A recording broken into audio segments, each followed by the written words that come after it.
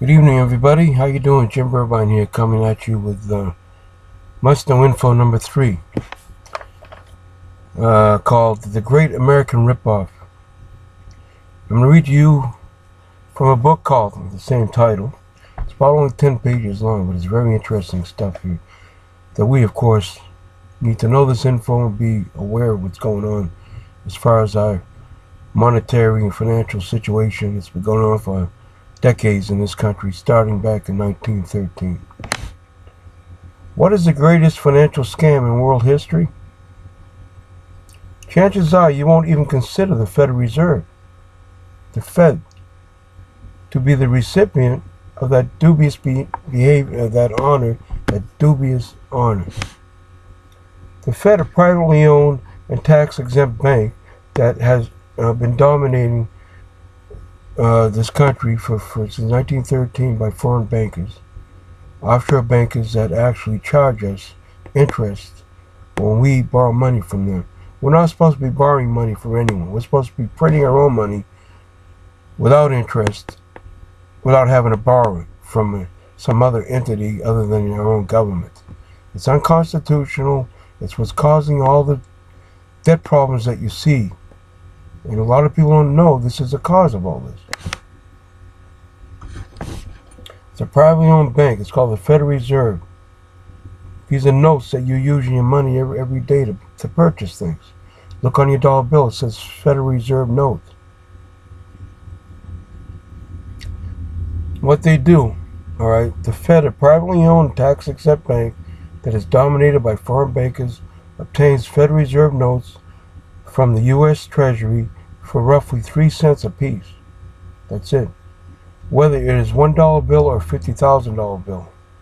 Then they sell it back to us at face value and charge interest for loaning it to us. Isn't that nice?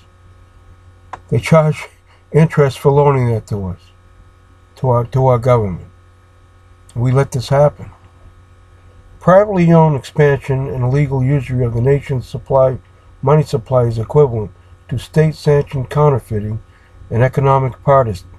It's the same as counterfeiting money, but it's legal.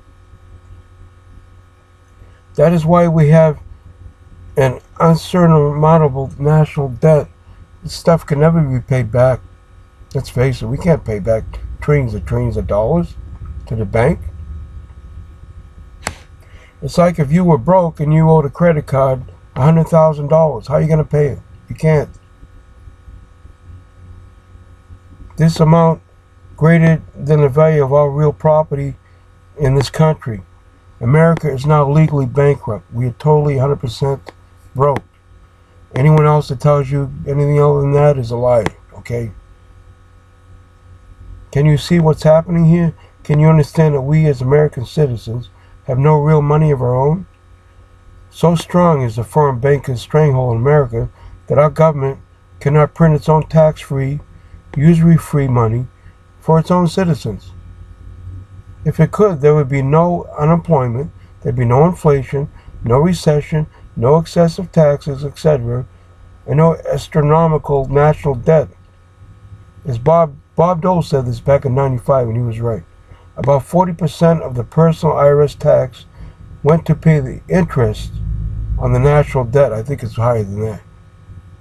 Senator Louis McFadden, a chairman of the U.S. Banking Currency Commission, said in 1934, the Federal Reserve is one of the most corrupt institutions that this world has ever seen.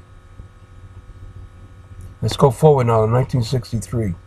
President Kennedy, by means of an executive order, bypassed the Federal Reserve and started printing his own money, backed by silver, or our own money. Constitutionally, Kennedy understood that we have the power to print our own money. I mean, that's like a no-brainer if you think about it. At least Kennedy understood it.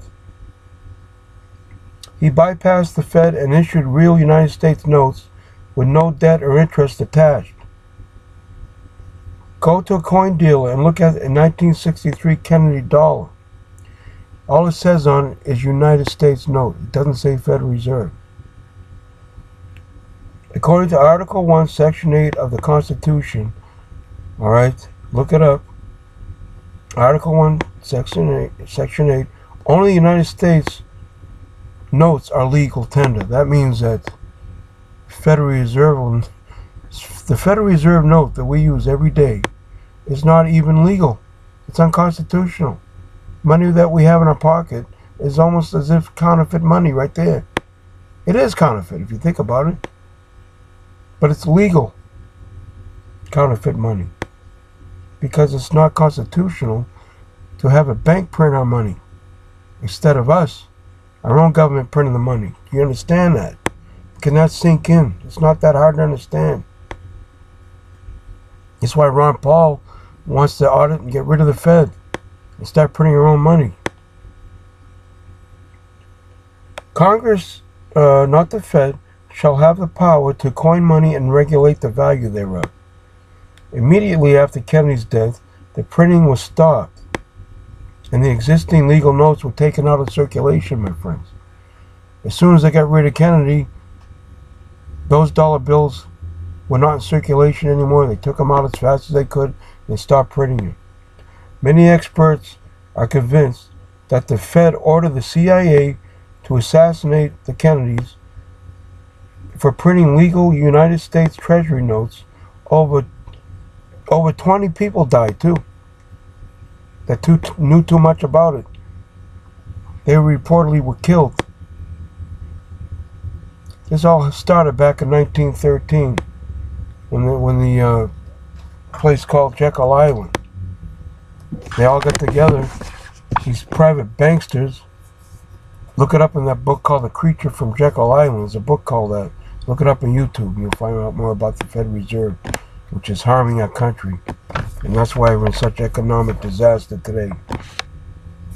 Permit me to issue and control the money of the nation, and I care not who makes its laws. Mayor Rothschild said that. What's the solution? Some of you might not know what I'm about to say right now. Did you know, as per congressional record, the U.S. government can buy back the Federal Reserve for $450 million. $450 million. We can buy back the Federal Reserve. You can start printing your own money any day, anytime. But Congress has to act. Join the thousands of Americans who are helping to spread this information contained in this report on YouTube that I have going right here now.